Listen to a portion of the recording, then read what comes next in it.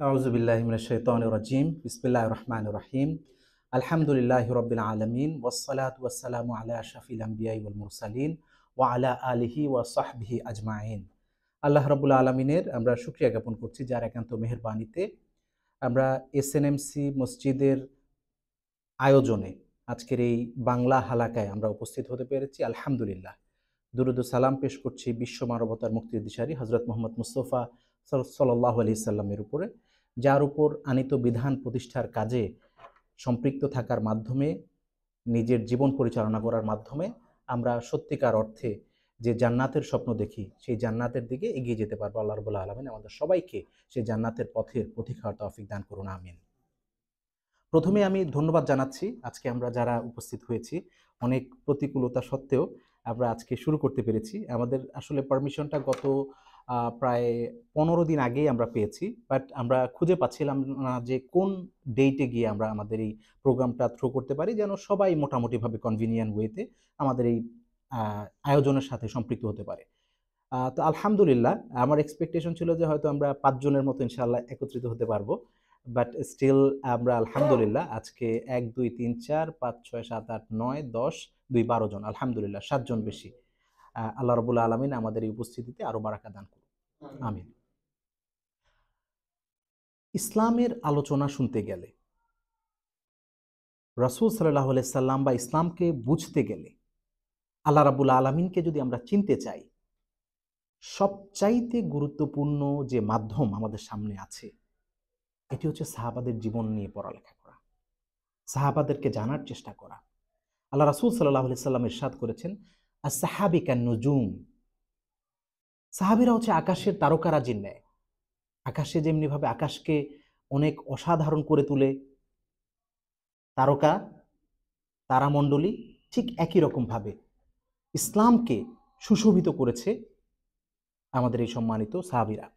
এই সাহাবীদের জীবন যদি আমরা জানি, সাহাবীদের সম্পর্কে যদি আমরা বোঝার চেষ্টা করি, এর আলোকে যদি আমরা আমাদের জীবন যদি গঠন করার কাজে যদি নিজেদেরকে সম্পৃক্ত করতে পারি, তাহলেই কি আমরা প্রকৃত ইসলামের যে test, real test of Islam, এটা আমরা পাবো। তো আজকে যে সাহাবীর জীবন নিয়ে আমরা কথা বলবো, আলোচনা করবো ইনশাআল্লাহ, তিনি হচ্ছেন আল্লাহ রাসূল সাল্লাল্লাহু আলাইহি সাল্লামের অত্যন্ত প্রিয় মাক্কি সাহাবী। মাক্কি যুগেই একেবারে প্রাথমিক যুগে যে কয়েকজন ইসলাম ধর্ম গ্রহণ করেছিলেন তাদের অন্যতম একজন সাহাবী। সাহাবীর নাম মুসআব ইবনে উমাইর রাদিয়াল্লাহু তাআলা আনহু। কয়জন শুনেছেন এই মুসআব ইবনে উমাইরের নাম আপনাদের ভিতরে?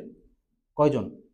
খুব বেশি কিন্তু পরিচিত না, মানে he is not that much, মানে হচ্ছে কি ফেমাস সাহাবী, কিন্তু তিনি যে কাজ করেছেন সুবহানাল্লাহ, ইসলামের জন্য যে নজরানা পেশ করেছেন এটি সত্যি অতুলনীয়। মুসআব ইবনে উমাইর রাদিয়াল্লাহু তাআলা আনহুর নাম ছিল মুসআব, তার বাবার নাম উমায়ের, দ্যাটস ওয়াই নাম হয়েছে মুসআব ইবনে উমায়ের। তার কুনিয়াত ছিল হচ্ছে আবু মুহাম্মদ। কুনিয়াত মানে হচ্ছে ডাকনাম, তাকে ডাকা হতো আবু মুহাম্মদ নামে। ইসলাম ধর্ম গ্রহণ করার পর তার লকব, লকব মানে হচ্ছে উপাধি, তাকে উপাধিতে ভূষিত করা হয় আল খায়ের। আল খায়ের মানে কি? ভালো, উত্তম, উত্তম হিসেবে তার নাম দেয়া হয়। ইসলাম ওই আরব যুগে এই জিনিসগুলো খুব বেশি ছিল, ডাক নামে অনেকে পরিচিত থাকতো। এর পাশাপাশি কি একটু হচ্ছে যে তাকে লকব দেওয়া হতো, উপাধি দেওয়া হতো বিভিন্ন। যেমন হযরত আলী ইবনে আবু তালেব রাদিয়াল্লাহু তাআলা আনহু, তাকে কি লকব দেওয়া হয়েছিল? আসাদুল্লাহ। আবু বকর রাদিয়াল্লাহু তাআলা আনহুকে কি উপাধি দেওয়া হয়েছিল? সিদ্দিক। অর্থাৎ এইরকম ভাবে বিভিন্ন উপাধিতে ভূষিত করা হতো। তার পিতার নাম ছিল উমায়ের এবং তার মাতার নাম ছিল, মায়ের নাম ছিল খুনাস বিনতু মালিক। পিতা মাতার পরম আদরে, ঐশ্বর্যের মধ্য দিয়ে এই মক্কার জীবনে তিনি লালিত পালিত হতে থাকলেন।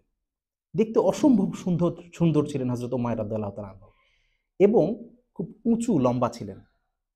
দেখতে যেমনিভাবে সুন্দর এবং তার আকৃতি, গঠন সবকিছুই অত্যন্ত চমৎকার ছিল। এবং তারা সম্পদশালী ছিলেন, বেশ সম্পদশালী ছিলেন। তার বাবা মারা যায়, মা সম্পদশালী হওয়ার কারণে অত্যন্ত ভোগ বিলাসের মধ্য দিয়েই এই মক্কার জীবনে, জিন্দেগিতে তিনি প্রতিপালিত হতে থাকলেন। তখনকার যুগে মক্কার যত রকমের অসাধারণ সুন্দর যে পোশাক আছে, সেই পোশাকগুলো তিনি সবসময় পরতেন। এবং সবচাইতে যে দামি খুশবু আতর, আপনারা দেখবেন যে আরবদের ভিতরে কিন্তু এখনো কিন্তু সেই ফ্যাসিনেশনটা আছে, খুব সুগন্ধি লাগানোর ক্ষেত্রে কিন্তু তারা, এবং প্রচুর পয়সা কিন্তু তারা উদ এক ধরনের সুগন্ধি, এটা তারা ব্যবহার করে। তো সবচাইতে সুগন্ধি ব্যবহার করতেন, দামি সুগন্ধি ব্যবহার করতেন হযরত মুসাব ইবনে উমর রাদিয়াল্লাহু তাআলা আনহু। রাসূলুল্লাহ সাল্লাল্লাহু আলাইহি সাল্লামের সামনে যখনই কোনোভাবে তার প্রসঙ্গ উঠত, তখন তিনি বলতেন, মক্কায় মুসাবের চেয়ে এত সুন্দর, অসাধারণ এবং উৎকৃষ্ট পোশাকধারী আর কেউ নেই, সুবহানাল্লাহ। এবং ঐতিহাসিকরা বলেছেন তিনি ছিলেন মক্কার সর্বোৎকৃষ্ট, সবচাইতে ভালো সুগন্ধি বা পারফিউম ব্যবহারকারী। সৌন্দর্য, তার অসাধারণ রুচিবোধ এবং সৎ স্বভাবের সাথে আল্লাহ রাব্বুল আলামিন তার অন্তরটাও করে দিয়েছিলেন অত্যন্ত স্বচ্ছ। তাওহীদের একটা মাত্র ঝলকেই তিনি শিরিক, মূর্তি পূজা থেকে বিতৃষ্ণ হয়ে ওঠেন এবং হযরত রাসূলুল্লাহ সাল্লাল্লাহু আলাইহি সাল্লামের দরবারে হাজির হয়ে ঘোষণা করেন লা ইলাহা ইল্লাল্লাহু মুহাম্মাদুর রাসূলুল্লাহ, অর্থাৎ ইসলাম গ্রহণ করেন। এটা সেই সময়ের কথা যখন রাসূলুল্লাহ সাল্লাল্লাহু আলাইহি সাল্লাম হযরত আরকাম, দারুল আরকাম, অর্থাৎ যার বাসায় হযরত আরকাম রাদিয়াল্লাহু তাআলা আনহু, তার বাসায় অবস্থান করে ইসলামের দাওয়াত দিয়ে চলছিলেন এবং মুসলমানদের সামনে মক্কার মাটি একেবারে সংকীর্ণ হয়ে গিয়েছিল, অর্থাৎ মুসলমানরা যাওয়ার কোনো খুব বেশি জায়গা ছিল না, দাওয়াত দেওয়ার মতো এবং বিভিন্ন জায়গায় বিচরণ করার মতো খুব বেশি সুযোগ ছিল না। মক্কার অলিতে গলিতে, কুরাইশদের আড্ডায়, পরামর্শ সভায় তখন একটাই আলোচনা, মুহাম্মদ আলামিন এবং তার নতুন যে দিন ইসলাম, এটা নিয়ে সবার ভিতরে শোরগোল, এটা নিয়ে সবার ভিতরে আলাপ আলোচনা।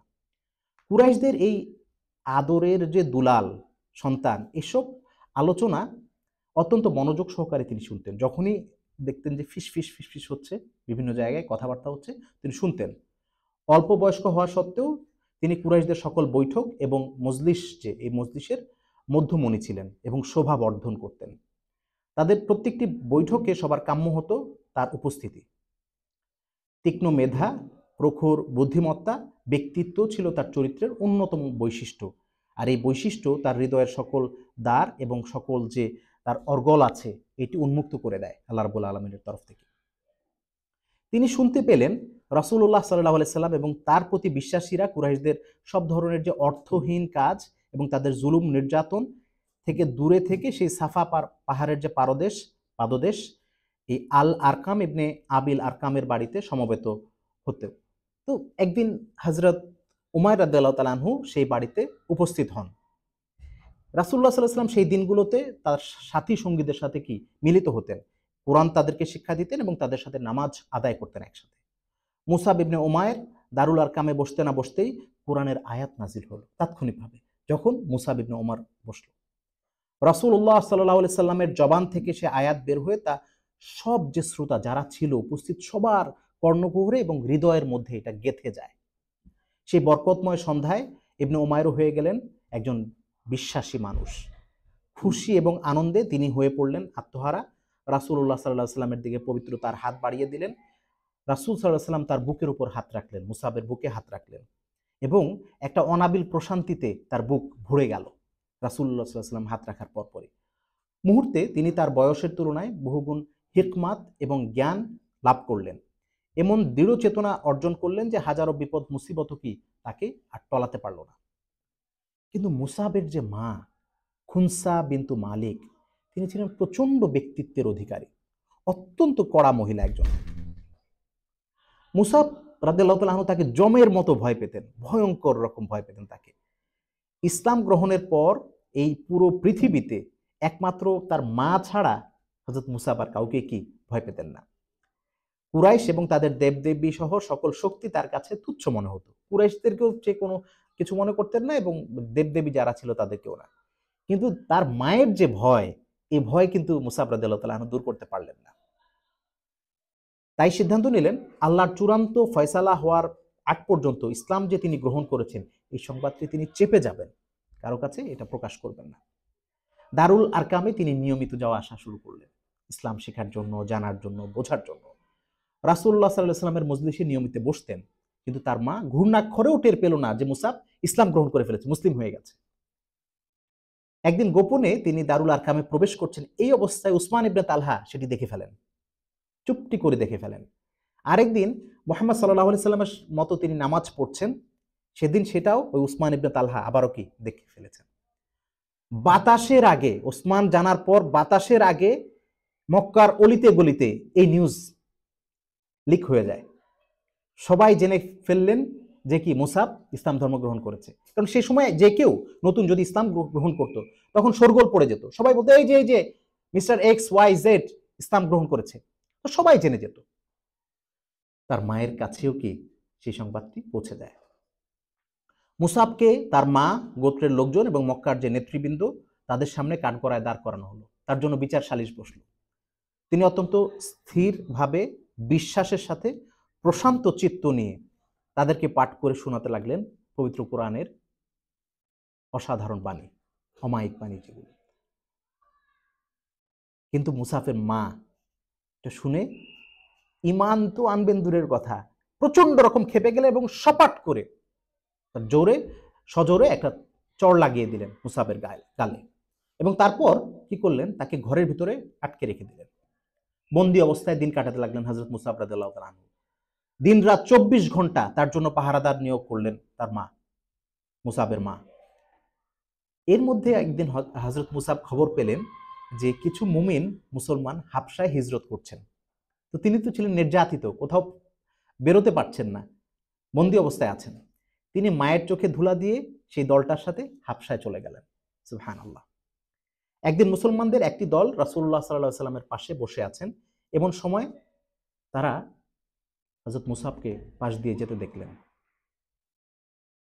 তাকে যেতে দেখেই যারা উপস্থিত ছিল সবার ভিতরে একটা ভাবান্তর চলে আসলো।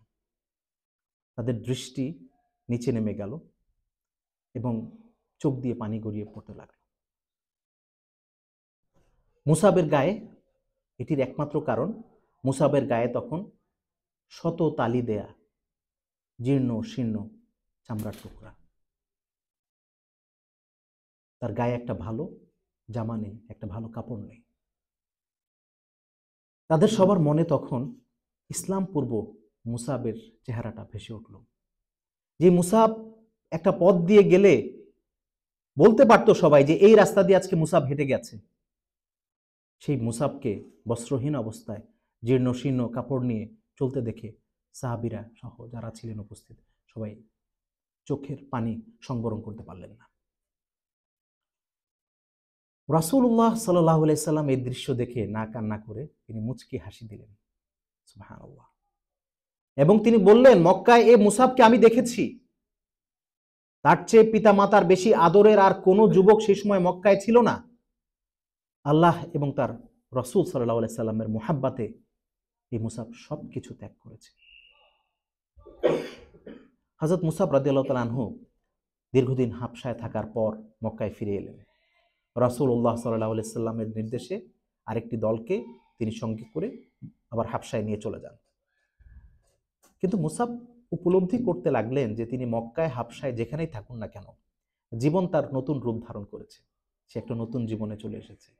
তার একমাত্র অনুকরণীয় আদর্শ লাকাদ কানা লাকুম ফি রাসূলিল্লাহি উসওয়াতুন হাসানা, রাসূলুল্লাহ সাল্লাল্লাহু আলাইহি সাল্লাম, এবং একমাত্র কাম্য, তার একমাত্র আরাধ্য বিষয় রিদা আল্লাহ, আল্লাহ রাব্বুল আলামিনের সন্তুষ্টি। হযরত মুসাবের মা, যেহেতু মুসাব ইসলাম থেকে সরে আসেনি, অনেকবার ওয়ার্নিং দেওয়ার পরেও, অনেকভাবে তিরস্কার এবং অনেক কিছু করার পরও দিন থেকে ফেরাতে ব্যর্থ হয়ে তাকে সব কিছু দেওয়া বন্ধ করে দিলেন তার মা। যে ব্যক্তি তাদের দেবদেবীকে ছেড়ে দিয়েছে, তাদের গালাগাল করে, সে নিজের পেটের ছেলে হোক না কেন, কোনো মতেই তিনি তাকে খেতে পড়তে দিতে পারেন না, তার মা স্পষ্ট জানিয়ে দিল। মুসাব হাবশা থেকে ফিরে আসার পর তার মা তাকে আবার বন্দি করতে চাইল। তিনি মায়ের মুখের উপর কসম কেটে বললেন, মা, তুমি যদি আরেকবার এমনটি করো এবং তোমার কাজে যারা সাহায্য করবে, আমি আল্লাহর কসম দিয়ে বলছি তাদের সবাইকে আমি হত্যা করব। মা তার এই বেয়াড়া ছেলেকে চিনতেন এবং জানতেন, ইতিমধ্যে আরো বেশি জানা হয়ে গেছে, তাই কাঁদতে কাঁদতে তাকে বিদায় দিল, আর তিনিও মাকে কাঁদতে কাঁদতে বিদায় দিলেন। ইসলামের কারণে প্রাণপ্রিয় মায়ের সাথে সম্পূর্ণ যোগাযোগ বিচ্ছিন্ন করে দিলেন হযরত মুসাব রাদিয়াল্লাহু তাআলা আনহু। বিদায় মুহূর্তে মা যেমন কুফরের উপর অটল, ছেলেও তেমন ঈমানের উপর অটল। প্রাণপ্রিয় ছেলেকে বাড়ি থেকে তাড়িয়ে বের করে দিয়ে দিতে মা বলছেন, তোমার যেখানে খুশি যাও, আমাকে আর কখনো কোনোদিন তুমি মা বলে ডেকো না। ছেলে একটু মায়ের দিকে এগিয়ে বললেন, মা আমি আপনাকে ভালো কথা বলছি, আপনার প্রতি দারুণ মমতা রয়েছে আমার, ভালোবাসা রয়েছে আমার, আপনি একবার শুধু বলুন আশহাদু আল্লা ইলাহা ইল্লাল্লাহু ওয়া আশহাদু আন্না মুহাম্মাদান আবদুহু ওয়া রাসূলুহু। মা এই কথা শুনে আরো উত্তেজিত হয়ে পড়লেন। তিনি নক্ষত্র রাজির নামে কসম খেয়ে বললেন, আমি তোমার দিন গ্রহণ করব না। তোমার দিন গ্রহণ করলে আমার মতামত এবং বুদ্ধি বিবেক দুর্বল বলে মনে করা হবে। এভাবে কুরাইশদের সেই চরম আদুরে এবং বিলাসী যুবক মুসাব বাড়ি থেকে বিতাড়িত হয়ে আবারও বেরিয়ে পড়লেন। এটা দ্বিতীয়বার। এখন তিনি মোটা শতছিন্ন পোশাক পরে ঘুরে বেড়ান। একদিন খাবার জুটে তো অন্যদিন অভুক্ত থাকেন, কিন্তু বিশ্বাসের আলোয় তার অন্তরটি বিকশিত থাকে সবসময়। হজের সময় মদিনা থেকে কিছু লোক যখন মক্কা এসে রাসূলুল্লাহ সাল্লাল্লাহু আলাইহি সাল্লামের সাথে গোপনে আকাবায় সাক্ষাৎ করলেন এবং তাদের উপর ঈমান এনে বায়াত গ্রহণ করলেন, তারা মদিনায় আবার ফিরে গেলেন। তাদেরকে দ্বীনের তালিম দেওয়ার এবং অন্যদের কাছে দ্বীনের দাওয়াত পৌঁছানোর উদ্দেশ্যে মদিনাকে হিজরতের জন্য প্রস্তুত করার লক্ষ্যে রাসূলুল্লাহ সাল্লাল্লাহু আলাইহি সাল্লাম প্রথমবার হযরত মুসাব রাদিয়াল্লাহু তাআলা আনহুকে মদিনায় দূত হিসেবে প্রেরণ করলেন। এভাবে তিনি ইসলামের ইতিহাসের প্রথম দূত হলেন। মক্কায় তখন মুসাবের চেয়েও বয়সে ও মর্যাদায় অনেক বড় সাহাবীরা কিন্তু ছিলেন। তা সত্ত্বেও এই গুরুত্বপূর্ণ কাজের জন্য রাসূলুল্লাহ সাল্লাল্লাহু আলাইহি সাল্লাম তাকেই নির্বাচন করেন। মুসাব তার খোদা প্রদত্ত বুদ্ধি, মেধা, মহৎ চরিত্রের সাহায্যে অত্যন্ত আমানতদারির সাথে এ কঠিন দায়িত্ব পালন করতে লাগলেন। কঠোর সাধনা, নিষ্ঠা এবং মহত্বের সাহায্যে তিনি মদিনাবাসীর হৃদয়ে জয় করে ফেললেন। ফলে দলে দলে মানুষ ইসলামে প্রবেশ করতে লাগলেন। মুসাব মদিনায় এলেন। এর আগে মদিনায় মাত্র 12 জন লোক আকাবা এসে ইসলাম ধর্ম গ্রহণ করেছিলেন, কিন্তু তিনি মদিনায় আসার পর কয়েক মাস যেতে না যেতেই বহু মানুষ তার দাওয়াতে সাড়া দিয়ে ইসলাম ধর্ম গ্রহণ করেন। পরবর্তী হজ মৌসুমে মদিনাবাসী মুসলমানদের 72 জনের একটি প্রতিনিধি দল তাদের ধর্মীয় শিক্ষক এবং নবীর দূত মুসাবের সাথে মক্কায় এলো এবং আকাবায় আবার রাসূলুল্লাহ সাল্লাল্লাহু আলাইহি সাল্লামের সাথে মিলিত হলো। সুবহানাল্লাহ, চিন্তা করে দেখেন, যখন 12 জন লোক ছিল সেই জায়গা থেকে হযরত মুসাব রাদিয়াল্লাহু তাআলা আনহু 72 জনে পরিণত করেন অল্প সময়ের ভেতরে।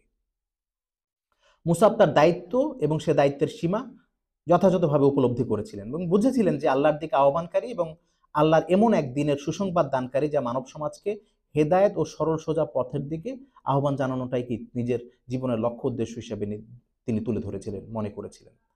তার উপরে দিনের দাওয়াত পৌঁছিয়ে দেওয়া ছাড়া আর কোনো দায়িত্ব আছে বলে তিনি মনে করতেন না। মনে করতেন যে এটিই তার কি জীবনের সবচেয়ে গুরুত্বপূর্ণ কাজ।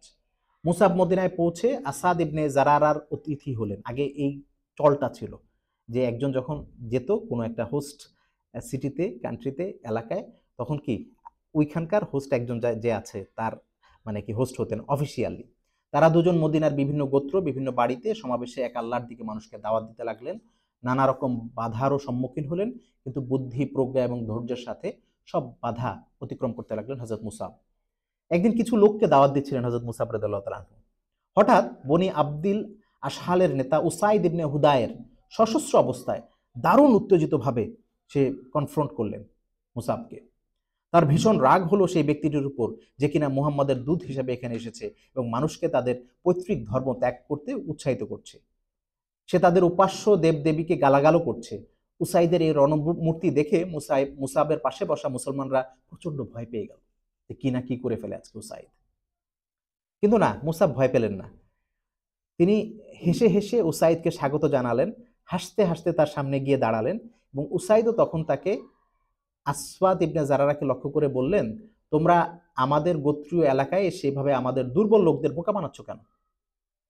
যদি তোমাদের মরার শখ না থাকে তাহলে এই এলাকা থেকে বেরিয়ে যাও, পালিয়ে যাও এখান থেকে। হাসতে হাসতে মুসাব তাকে বললেন, আপনি একটু বসে আমাদের কথা শুনবেন?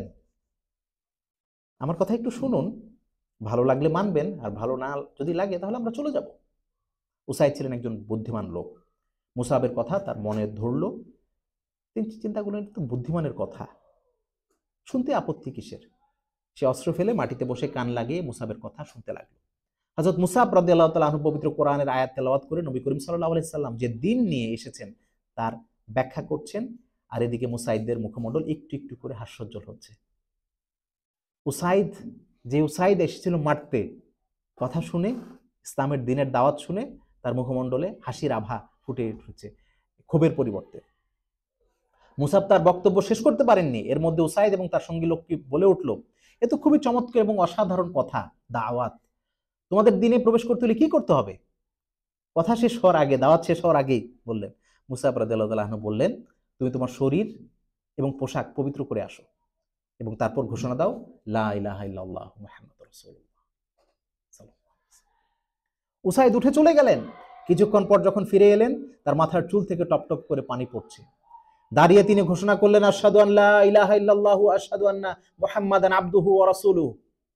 এই খবর চারিদিকে বাতাসের মতো ছড়িয়ে পড়ল। সাদ ইবনে মুআজ এবং সাদ ইবনে উবাদা ছুটে এলেন মুসাবের নিকট। তারা উভয় ইসলাম ধর্ম গ্রহণ করলেন। এসব নেতৃবৃন্দের ইসলাম ধর্ম গ্রহণের পর সাধারণ মদিনাবাসী বলা বলি করতে লাগলেন, আমরা কেন পিছনে পড়ে থাকবো? সবাই তো ইসলাম গ্রহণ করে ফেলছে, সবাই তো মুসলমান হয়ে যাচ্ছে, চলো যাই মুসাবের কাছে এবং চলো আমরাও ইসলামে দীক্ষিত হই। সুবহানাল্লাহ, সুবহানাল্লাহ। এভাবে আল্লাহ রাসূলের প্রথম দূত এমন ভাবে সফল হলেন যে তার কোনো তুলনা ইতিহাসে নেই। সময় দ্রুত গতিতে বেয়ে চলল। রাসূলুল্লাহ সাল্লাল্লাহু আলাইহি সাল্লাম এবং তার সাথী সঙ্গীরা মক্কা থেকে মদিনায় হিজরত করে এসেছেন। হিংসায় কুরাইশরা জ্বলতে থাকলো। মদিনা থেকে তাদেরকেও সমূলে উৎপাটিত করার ষড়যন্ত্র করতে লাগলো। বদরে তারা এমন শিক্ষাই পেল যে তাদের হিংসা প্রতিশোধ স্পৃহায় পরিণত হলো, কারণ এমন পরদস্ত হলো তারা। তারা আবার উহুদে মুসলমানদের মুখোমুখি হলো। যুদ্ধ শুরু করবার পূর্বে রাসূলুল্লাহ সাল্লাল্লাহু আলাইহি সাল্লাম মুসলিম বাহিনীর মাঝখানে সবার মুখের দিকে তাকাচ্ছেন, চিন্তা করছেন আজকে ইসলামের ঝান্ডা কার হাতে তুলে দিবে। গভীরভাবে পর্যবেক্ষণ করতে লাগলেন রাসূলুল্লাহ সাল্লাল্লাহু আলাইহি সাল্লাম। তারপর হঠাৎ করে রাসূলুল্লাহ সাল্লাল্লাহু আলাইহি সাল্লাম মুসাবের দিকে তাকালেন। তাকিয়ে বললেন, মুসাব, আজকে ইসলামের এই ঝান্ডা তোমার হাতে থাকবে, নাও। তুমুল যুদ্ধ শুরু হয়ে গেল উহুদের ময়দান। কুরাইশ বাহিনী পরাজয়ের মুখোমুখি। এমন সময় মুসলিম তীরন্দাজ বাহিনী যে ছিলেন, তারা রাসূলুল্লাহ সাল্লাল্লাহু আলাইহি সাল্লামের নির্দেশ ভুলে নিজেদের অবস্থান থেকে সরে কুরাইশদেরকে ধাওয়া করল। কিন্তু তাদের এই কাজ মুসলিম বাহিনীর সুনিশ্চিত বিজয় নস্যাৎ করে দিয়ে পরাজয় বয়ে নিয়ে আসলো। মুসলিম তীরন্দাজ বাহিনীর ছেড়ে দেওয়া যে গিরিপথ, এই গিরিপথ দিয়ে কুরাইশ বাহিনী হঠাৎ করে ঢুকে পড়লো পেছন দিক থেকে এবং মুসলিম বাহিনীকে আক্রমণ করে বসলো। মুসলিম বাহিনী বিশৃঙ্খল হয়ে পড়লো। এই সুযোগে কুরাইশ বাহিনী তাদের সর্বশক্তি নিয়োগ করে রাসূলুল্লাহ সাল্লাল্লাহু আলাইহি সাল্লামকে ঘিরে ফেলল। হযরত মুসাব রাদিয়াল্লাহু তাআলা আনহু এই যুদ্ধের এবং এই বিপদের ভয়াবহতা খুব ভালোভাবে উপলব্ধি করলেন। যতটুকু সম্ভব তিনি ঝান্ডা আরো উঁচু করে তুলে ধরলেন। গলা ফাটিয়ে নেকড়ের মতো হুঙ্কার ছুড়ে এবং জোরে জোরে আল্লাহু আকবার, আল্লাহু আকবার তাকবীর ধ্বনিতে মুখরিত করে তুললেন উহুদ ময়দান। আর সেই সাথে সাথে লম্ফঝম্ফ করে আস্ফালন দেখাতে লাগলেন হযরত মুসাব রাদিয়াল্লাহু তাআলা আনহু। তার উদ্দেশ্য হলো শত্রুদের দৃষ্টি রাসূলুল্লাহ সাল্লাল্লাহু আলাইহি সাল্লাম থেকে ফিরিয়ে তার দিকে নিয়ে আসা। এভাবে সেদিন তিনি নিজের মাত্র একটি সত্তাকে একটা বাহিনীতে পরিণত করলেন। এই লম্ফঝম্ফ, জোরে নারায়ে আল্লাহু আকবারের ধ্বনি এবং আস্ফালনের মাধ্যমে কুরাইশদের পুরো মনোযোগ হযরত মুসাবের দিকে সন্নিবেষ্টিত হলো। এই সময় অত্যন্ত আমানতদারির সাথে এক হাতে ইসলামের ঝান্ডাকে উঁচু করে ধরেন হযরত মুসাব এবং অন্য হাতে প্রচন্ড বেগে তরবারি চালাতে থাকলেন। শত্রু বাহিনী তার দিকে ঝুঁকে পড়ে এবং তার দেহের উপর দিয়ে তারা রাসূলুল্লাহ সাল্লাল্লাহু আলাইহি সাল্লামের কাছে পৌঁছার চেষ্টা করে। হযরত মুসাবের অন্তিম অবস্থা সম্পর্কে ইবনে সাদ বর্ণনা করছেন, উহুদের দিনে মুসাব ইবনে উমায়ের ঝান্ডা বহন করেন। মুসলমানরা যখন বিক্ষিপ্ত হয়ে পড়ে, মুসাব তখন অটল হয়ে রুখে দাঁড়ান। অশ্বরোহী ইবনে কামিয়া তার দিকে এগিয়ে এসে তরবারির এক আঘাতে যে হাতটি দিয়ে তিনি ঝান্ডা তুলে ধরেছিলেন, সেই ঝান্ডাওয়ালা হাতটি বিচ্ছিন্ন করে ফেলেন। হযরত মুসাব রাদিয়াল্লাহু তাআলা আনহু তখন বলে উঠলেন, ওয়ামা মুহাম্মাদুন ইল্লা রাসূল কদ খালাত মিন ক্বাবলিহি রুসুল, যে মুহাম্মদ সাল্লাল্লাহু আলাইহি সাল্লাম রাসূল ছাড়া আর অন্য কোনো কিছু না, তার পূর্বে আরো অনেক রাসূল এসেছেন। এবং মুসাব তখন ডান হাতের পরিবর্তে বাম হাত দিয়ে ইসলামের ঝান্ডাটি আরো উঁচু করে তুলে ধরেন। তরবারির আরেকটি আঘাত হযরত মুসাব রাদিয়াল্লাহু তাআলা আনহুর বাম হাতও কেটে ফেলে, ছিন্ন বিচ্ছিন্ন করে দেয়। তিনি আবার জোরে চিৎকার করে বলে ওঠেন, ওয়ামা মুহাম্মাদুন ইল্লা রাসূল কদ খালাত মিন ক্বাবলিহি রুসুল, মুহাম্মদ একজন নবী মাত্র, রাসূল মাত্র, তার পূর্বেও অনেক নবী রাসূল এসেছেন। এই কথাটি বলে তিনি ঝান্ডা, যেহেতু ডান হাতও তার কাটা, বাম হাতও তার কাটা, বুক দিয়ে চেপে ধরেন হযরত ওমর ও মুসআব রাদিয়াল্লাহু তাআলা আনহু ইসলামের ঝান্ডা। কিন্তু সেই সময় তিনি এই কথাটা বলতে লাগলেন, ওয়ামা মুহাম্মাদুন ইল্লা রাসূল কদ খালাত মিন ক্বাবলিহি রুসুল। সেই সময় তার দিকে বর্ষা নিক্ষেপ করা হয় এবং এই বর্ষার নিক্ষেপে তিনি ইসলামের ঝান্ডা পতাকা সহ মাটিতে ঢলে পড়েন। ইন্না লিল্লাহি ওয়া ইন্না ইলাইহি রাজিউন। হযরত মুসআব রাদিয়াল্লাহু তাআলা আনহু শাহাদাতের পূর্বে যে বাক্যটি বারবার উচ্চারণ করছিলেন, তখনও কিন্তু এটি কোরআনের আয়াত ছিল না, ওমা মুহাম্মাদুন ইল্লা রাসূল কদ খালাত মিন ক্বাবলিহি রাসূল। উহুদের এই ঘটনার পর হযরত জিবরাইল আলাইহিস সালাম আল্লাহ রাসূল সাল্লাল্লাহু আলাইহি ওয়াসাল্লামের কাছে কোরআনের বাণী নিয়ে হাজির হন এবং সেটি ছিল ওমা মুহাম্মাদুন ইল্লা রাসূল কদ খালাত মিন ক্বাবলিহি রাসূল আফা ইন মাতা আও কুতিলা ইনকালাবতুম আলা আকাবিহি। সুবহানাল্লাহ। যুদ্ধ শেষ, মুসলিম বাহিনী উহুদের ময়দানে পরাজিত হয়েছে, মুসাবের লাশটি খুঁজে পাওয়া যাচ্ছে না। এত পরিমাণ বর্ষায় তাকে ক্ষতবিক্ষত করা হয়েছে, তার শরীর এতভাবে ক্ষতবিক্ষত করা হয়েছে, তার লাশটি আর খুঁজে পাওয়া যাচ্ছে না। রক্ত এবং ধুলাবালিতে তার চেহারা একাকার। লাশ দেখে আল্লাহ রাসূল সাল্লাল্লাহু আলাইহি সাল্লাম তার এই প্রিয় সাহাবীর লাশ দেখে অঝোর ধারায় কাঁদতে লাগলেন। হযরত খাব্বাব ইবনুল আরাদ বলছেন, আমরা আল্লাহর রাস্তায় আল্লাহর সন্তুষ্টির উদ্দেশ্যে রাসূলুল্লাহ সাল্লাল্লাহু আলাইহি সাল্লামের সাথে হিজরত করেছিলাম। আমাদের এই কাজের প্রতিদান দেওয়ার দায়িত্ব ছিল আল্লাহ রাব্বুল আলামিনের। আমরা সবাই এই দুনিয়াতে থাকতেই অনেক প্রতিদান পেয়েছি। আমাদের মধ্যে যারা তাদের এই কাজের প্রতিদান মোটেও না নিয়ে এই দুনিয়া থেকে বিদায় নিয়েছেন, তাদের মধ্যে অন্যতম ছিলেন হযরত মুসআব ইবনে উমাইর রাদিয়াল্লাহু তাআলা আনহু,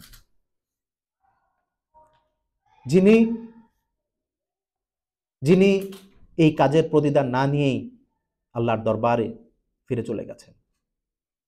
উহুদের ময়দানে শাহাদাত বরণ করেছেন হযরত মুসআব রাদিয়াল্লাহু তাআলা আনহু। তাকে কাফন দেওয়ার জন্য কোনো কাপড় খুঁজে পাওয়া যাচ্ছে না। অনেক খোঁজাখুঁজি করার পর এক প্রস্ত চাদর খুঁজে পাওয়া গেল। হযরত মুসআবের লাশ বের করতেই অনেক কষ্ট হচ্ছিল, খুঁজে পাওয়ার পর কাপড় খুঁজে পাওয়া যাচ্ছে না। আমি প্রথমেই বলেছি হযরত মুসআব রাদিয়াল্লাহু তাআলা ছিলেন অত্যন্ত লম্বা, সুদর্শন। অবস্থা এমন হলো যে কাপড়টি খুঁজে পাওয়া গেল, তার যদি মাথা ঢাকা হয় তার পা বেরিয়ে যায়, তার যদি পা ঢাকা হয় মাথা বের হয়ে যাচ্ছিল। শেষমেশ সাহাবীরা আল্লাহ রাসূল সাল্লাল্লাহু আলাইহি ওয়াসাল্লামের কাছে গিয়ে বললেন, ইয়া রাসূলুল্লাহ, আমরা কি করতে পারি এমত অবস্থায়, কিভাবে তার দাফন কাফন হবে? রাসূলুল্লাহ সাল্লাল্লাহু আলাইহি ওয়াসাল্লাম বললেন, চাদর দিয়ে তোমরা মাথার দিক দিয়ে যতটুকু পারো ঢেকে দাও, আর পায়ের যে দিকটা বাকি থাকবে, খালি থাকবে, সেটি ইজখির নামক যে ঘাস, এই ঘাস দিয়ে ঢেকে দাও। রাসূলুল্লাহ সাল্লাল্লাহু আলাইহি সাল্লাম মুসাবের লাশের সামনে দাঁড়িয়ে পাঠ করলেন, মিনাল মুমিনিনা রিজানুল সাদাকু আহাদুল্লাহ আলাইহি। মুমিনদের এমন কিছু লোক আছে যারা আল্লাহর সাথে যে কৃত অঙ্গীকার, সেই অঙ্গীকার তারা পরিপূর্ণ করতে পেরেছে। তারা সেই অঙ্গীকার সত্যে পরিণত করতে পেরেছে। তারপর তার কাফনের যে চাদর, সেই চাদরটির দিকে তাকিয়ে বললেন, মুসাব, আমি তোমাকে মক্কায় দেখেছি, সেখানে তোমার চেয়ে কোমল চাদর এবং সুন্দর জুলফি আর কারোই ছিল না। আজ তুমি এখানে এই উহুদের ময়দানে এই চাদরে ধুলা মলিন অবস্থায় পড়ে আছো। রাসূলুল্লাহ সাল্লাল্লাহু আলাইহি ওয়াসাল্লাম বললেন, আল্লাহ রাসূল সাক্ষী দিচ্ছে, কিয়ামতের দিন তোমরা সবাই আল্লাহর কাছে সাক্ষ্য দানকারী হবে। তারপর রাসূলুল্লাহ সাল্লাল্লাহু আলাইহি ওয়াসাল্লাম তার সঙ্গীদের দিকে ফিরে তাকিয়ে বললেন, ওহে জনমণ্ডলী, তোমরা তাদের জিয়ারত করো, তাদের কাছে এসো, তাদের উপর সালাম পেশ করো, যার হাতে আমার জীবন, সেই আল্লাহর শপথ, কিয়ামত পর্যন্ত যে কেউ তাদের উপর সালাম পেশ করবে তারা সেই সালামের জবাব দিবে। সুবহানাল্লাহ। হযরত মুসাবের ভাই আবু রাউম ইবনে উমায়ের, আমর ইবনে রাবিয়া এবং সুরাইদ ইবনে সাদ তাকে নামিয়ে তার যে দাফন, এই দাফন কাজ সম্পূর্ণ করে। হযরত মুসাব ছিলেন একজন প্রখর মেধাবী, উদার এবং প্রাঞ্জল ভাষী একজন বাগ্মী, যে দ্রুততার সাথে ইয়াসরিব, যেটাকে মদিনাকে আগে ইয়াসরিব বলা হতো, সেই মদিনায় ইসলামের প্রচার এবং প্রসার ঘটিয়েছিলেন। শাহাদাতের পূর্বে যতটুকু কোরআন নাজিল হয়েছিলেন সম্পূর্ণ কোরআন মুখস্থ ছিল হযরত মুসাব রাদিয়াল্লাহু তাআলা আনহু। মদিনায় প্রথম জুমার নামাজ কায়েম করেছিলেন হযরত মুসাব রাদিয়াল্লাহু তাআলা আনহু। মদিনায় যখন মুসলমানদের সংখ্যা বৃদ্ধি পায় তখন রাসূলুল্লাহ সাল্লাল্লাহু আলাইহি সাল্লামের অনুমতি নিয়ে সাদ ইবনে খুসাইমা রাদিয়াল্লাহু তাআলা আনহুর বাড়িতে জুমার নামাজের সূচনা করেন এই হযরত মুসাব। তিনি ইমামতি করেন এবং নামাজের পর একটা ছাগল জবেহ করে মুসল্লিদের আপ্যায়ন করা হয়। সুবহানাল্লাহ। দ্বীনের জন্য, ইসলামের জন্য এই যে ত্যাগ, এই যে কোরবানি, এটা শুধু হযরত মুসাব রাদিয়াল্লাহু তাআলা আনহু না, আল্লাহ রাসূল সাল্লাল্লাহু আলাইহি সাল্লামের যারা সাহাবী, তাদের জীবনের একমাত্র লক্ষ্য এবং উদ্দেশ্য ছিল কিভাবে আল্লাহ রাব্বুল আলামিনের রেজামন্দি হাসিল করা যায়, কিভাবে আল্লাহর রাসূল সাল্লাল্লাহু আলাইহি সাল্লামের নিকটবর্তী হওয়া যায়, কিভাবে নিজেকে জান্নাতের অধিবাসী হিসেবে নিজের অবস্থান নিশ্চিত করা যায়। জাহান্নামের আগুনে এক ঝলকের জন্য নিজে পুড়বেন, এই কথা তারা কোনো সময় কখনোই চিন্তা করতে পারতেন না।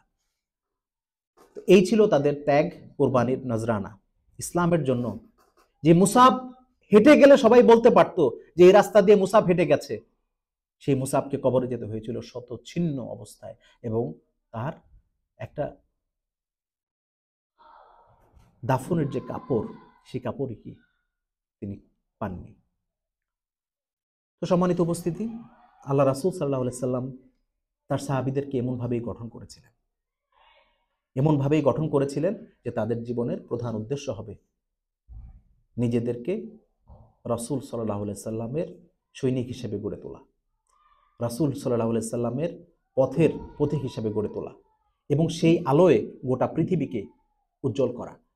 তো আমরাও যদি রাসূলুল্লাহ সাল্লাল্লাহু আলাইহি সাল্লামের সাহাবীদের যে জীবনী যদি আমরা পড়ি, তাদের ত্যাগ কোরবানির নজরানা যদি আমরা জানি, তাহলে কি আমাদের জন্য সম্ভব হবে